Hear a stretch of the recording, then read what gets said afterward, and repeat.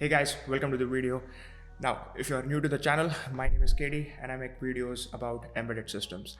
Now, in this video, we will be taking a few lines of code and we'll be executing it on a certain microcontroller, but at different clock speeds.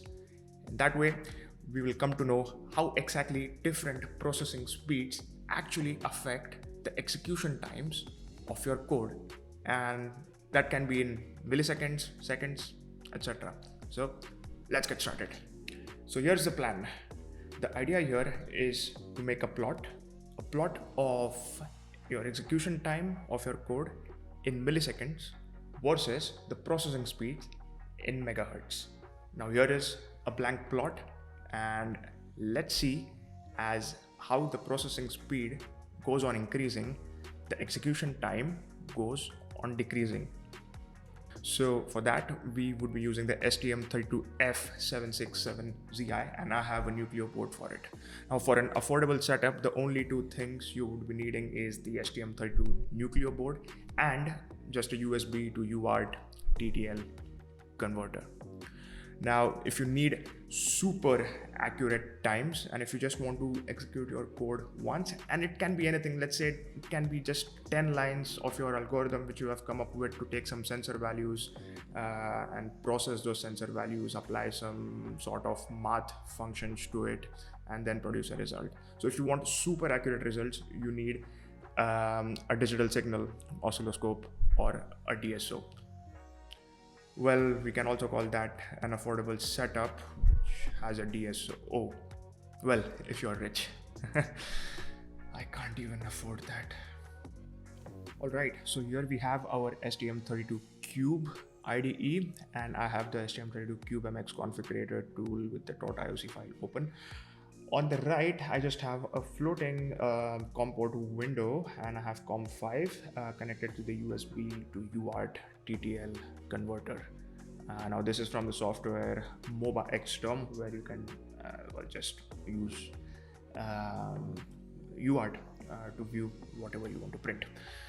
But coming back to STM32Cube IDE, now I have started a basic project, and I'm calling it exec_times, and I have just initialized it with all the default and the basic peripherals which you will find on the STM32 Nucleo board of this particular microcontroller. Now there are lots of things that have been already configured, like USB and Ethernet and GPIOs and all those things, and we don't really need to look into any of those. The only thing which we need is USART module number 2. There's also USART module number 3, which is a communication between this particular microcontroller and the microcontroller in the ST-Link on the same Nucleo board. But again, we don't really need to focus on that. Now if we check the configuration of USART2, it has been configured to asynchronous, and PA3 and PD5 are the two UART pins, which are RX and TX respectively.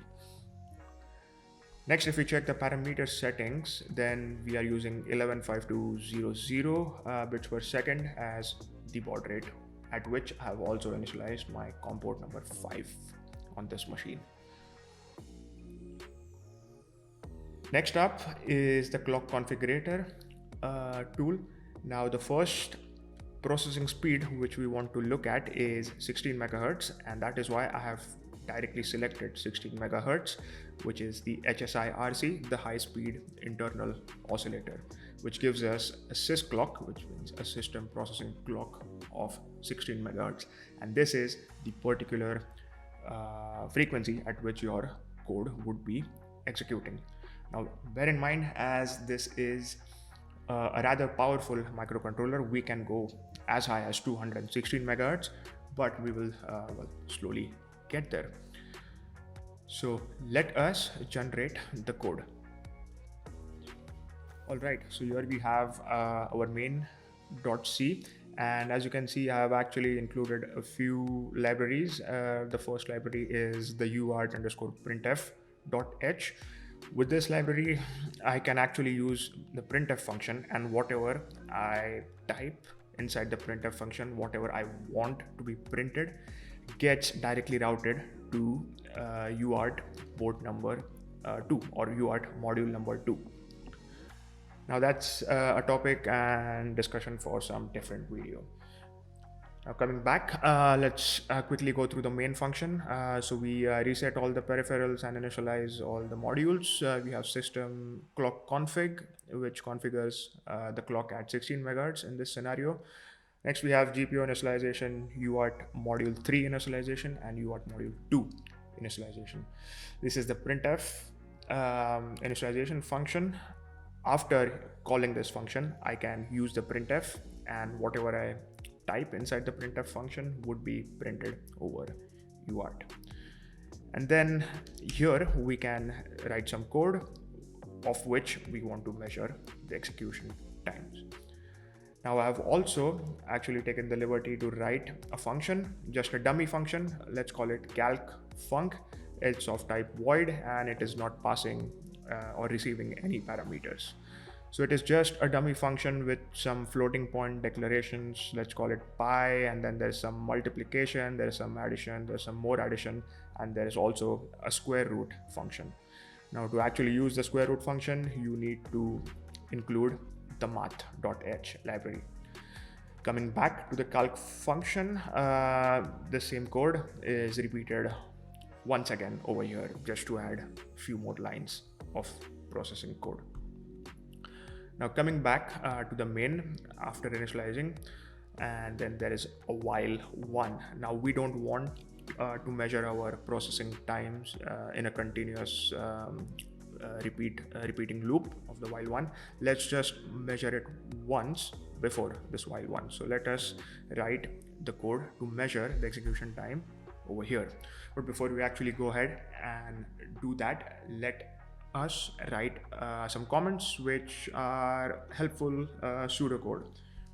So how do we actually go on with measuring the execution times? Firstly, I want to grab the starting time and then the code to be executed, and then we grab the stopping time or stop time, and then we simply print the time taken to execute, and in this case it would be stop time minus start time. As easy as that. So okay, let's go back to line 101. So how do we actually grab the starting time? Let us declare a variable. Let's call it t_start, and to grab the time I'll be using the HAL getTick function. Now the HAL getTick function returns the sysTick, which is a clock that starts running as soon as you power up your microcontroller, and the sysTick runs at every 1 millisecond. So as soon as the processor or the microcontroller has booted, the sysTick starts incrementing, and it's basically a rolling clock. So let's say your processor has been initialized and then you call this particular function, you'll just get a certain value. It can be, let's say 10, it can be 20, it can be 22, it can be 20,000. So it's just a rolling clock. So you just grab a certain time and that is being incremented every millisecond. Now we do the same to stop the time, but now we just change the variable name to tstop, and here we actually want the code to be executed, which is our calc_func. Now let us also go ahead and print. Now I also want to print the clock speed, the processing speed. So the processing speed is going to %d, and I want to print that in megahertz, and the execution time, again %d, and I want to print that in millisecond. So how do we actually grab the processing speed? For that, I would like to go to drivers and then go to HAL rcc.c.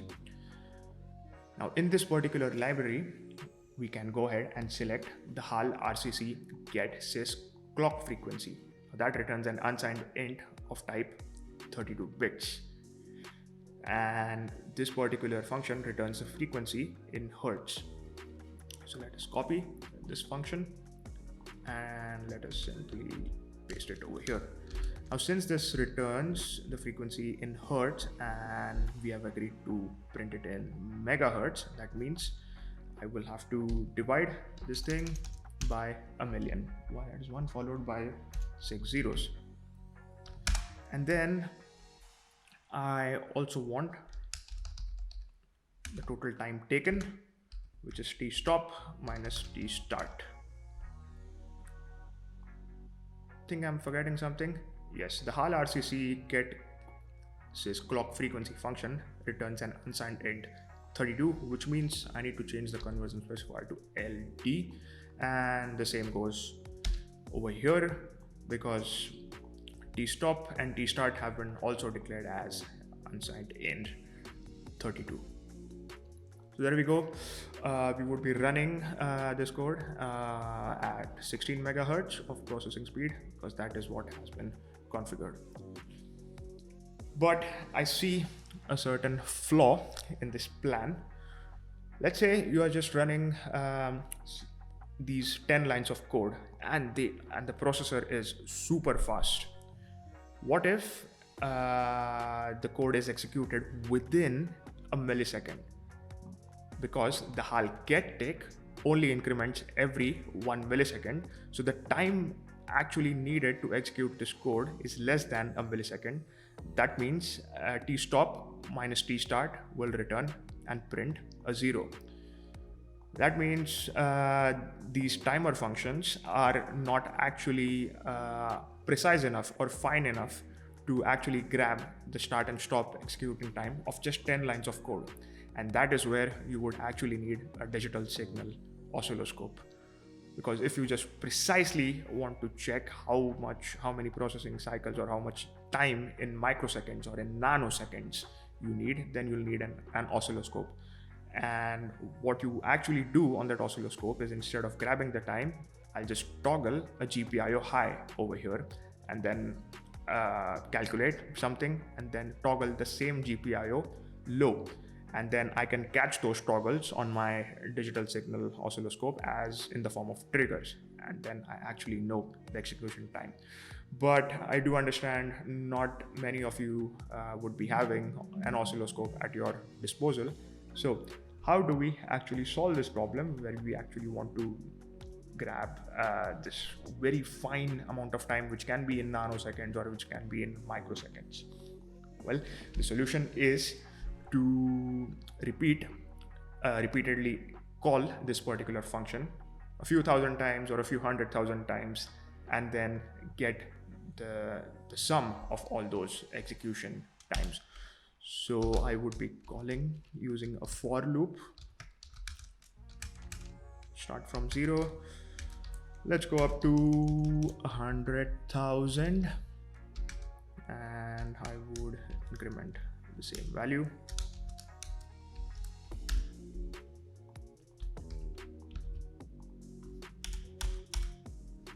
Okay, here we go. So now we are calling the same function 100,000 times. So therefore the execution time that would be printed would be for 100,000 repetitions. Let us go ahead and compile this. Oh, we have 4 errors because I made a typo over here and I forgot a semicolon over here. Okay, here we go. 0 errors and 2 warnings. The 2 warnings are from the calc function, because these 2 variables are not used, but we don't give a shit about those right now. So let us go ahead and flash this on your Nucleo board.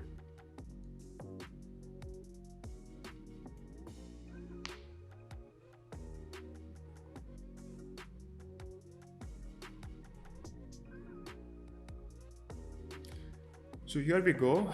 Here we have the first print statement, which says the processing speed is 16 megahertz and the execution time is 1695 milliseconds.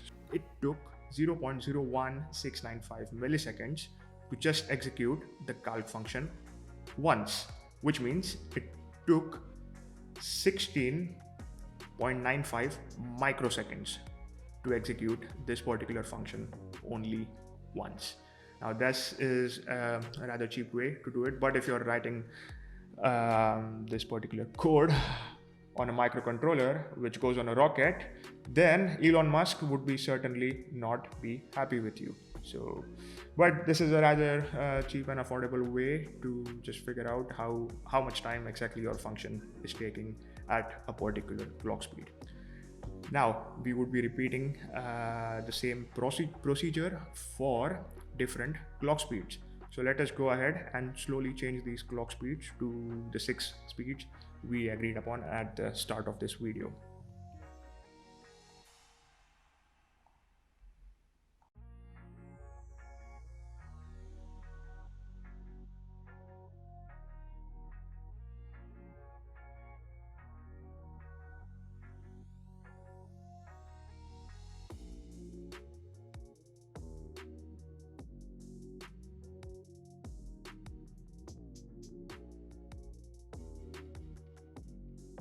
And as you can see, the plot is not exactly linear, because if it was linear, then it would have been quite a straight line. But it shows some sort of minor exponential drop in the execution time. So as you can see, if you progress from 16 megahertz to 48 megahertz, where the clock frequency has tripled and the execution time has quite reasonably and exponentially dropped. And if you start generating more finer points or have more measurements, then you could just get a finer curve on this plot.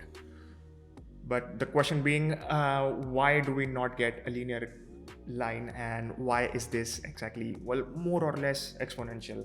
Now there are a lot of things happening in the processor, like the processor has to actually fetch the instructions, then fetch the data, and then there are a certain amount of bus cycles that are spent in fetching all this data, and then this data is actually sent out to the ALU, and that is the arithmetic logic unit, and then things get processed. But this fetch cycles and on these memories from the memory to the processor can only get as fast as possible after a certain point. So as you can see, from 72 megahertz to 200 megahertz, there has only been a speed up by let's say 200 milliseconds. So after a certain point of time, the processor actually gets busy doing the tasks, then getting faster fetch cycles and read and write cycles from to and from the memory. But I see one thing that I'm not quite specifically happy about, that is the progression of the processing speeds on this x-axis. You see 16, we started with 16, and then 16 times 2 is 32, and 16 times 3 is 48, but 16 times 4 is not exactly 72, that is 64, and so on. So 16 times 5 is definitely not 100 megahertz. What if we keep the x-axis as an exactly scalar multiple, which becomes a linear progression? Now we know for a fact that the maximum clock speed can be 216 megahertz. Let us also get the measurement values for all these processing speeds and see how the graph differs. Now this graph won't be differing that much, but still we would be getting a much finer plot.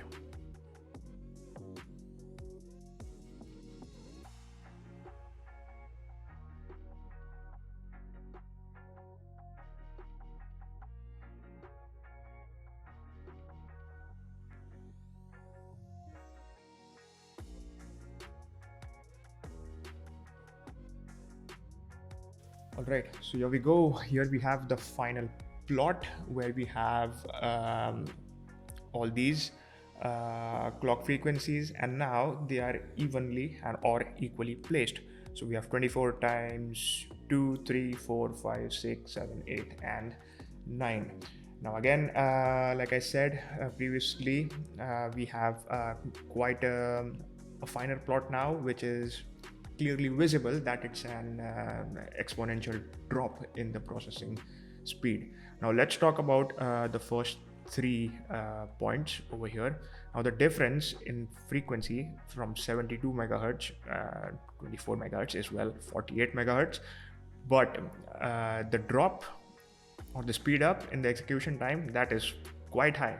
We have made quite some speed up over here. Let's say we have 425 milliseconds, and here we have close to 1200 milliseconds. Now if we compare this drop with the last 3 points in the chart, which is from 168 megahertz to 216 megahertz, here the difference is also 48 megahertz, but the difference in execution time is not that much. So the difference is, let's say, 87 milliseconds, and over here you have 225 milliseconds. So the difference is not as substantial as substantial as the first 3 points.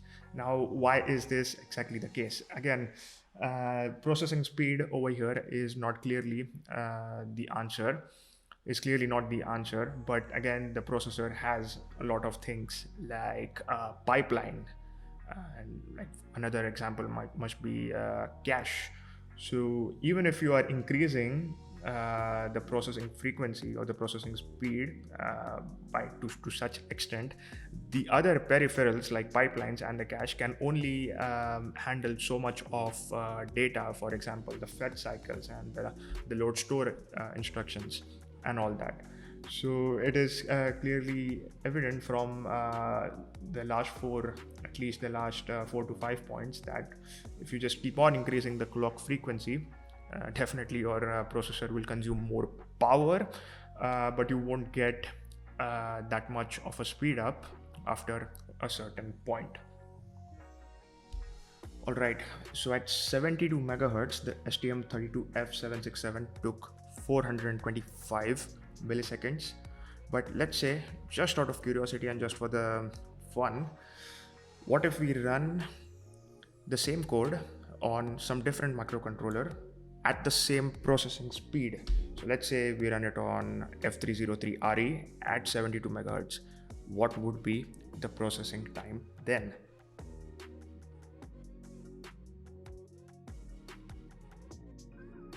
So it took 4291 milliseconds as compared to 425 milliseconds, which is almost 10 times of the execution time.